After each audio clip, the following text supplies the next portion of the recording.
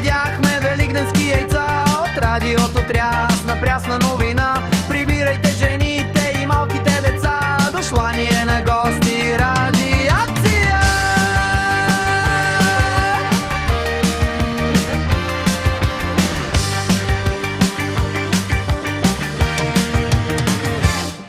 Тя влиза и не пита удобно ли ни е, ужасно упорита, наднича всякъде. Не можеш се опази от страшната беля, коварно действа тази радиация.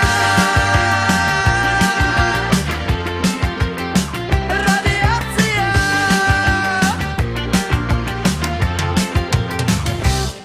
Тя е нищото, което, тъй както всеки знае, постоянно намалява и все пак няма край. Откриха специалисти в Мексико дори на нашите футболисти в празните глави. Дежурната аптека от заранта народ, най-малко 100 човека опашка търсят йоди. Има на морето аптета кадръмжик, а тайно две шишета под рафта си държи.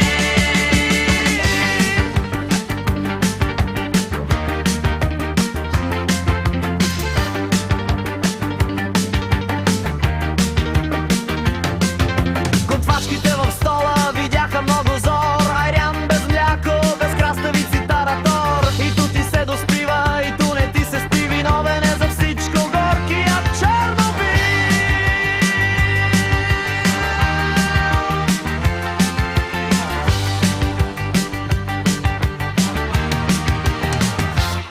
Без виза и без връзки, беззнатно потекло, тя вмъква се на пръсти в брашното легло. По нервите ни лази почти като жена, коварно действа тази радиация. Радиация. Радиация.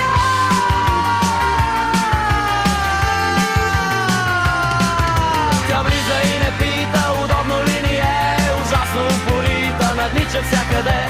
Не може се опази от страшната беля, обществен брак е тази радиация.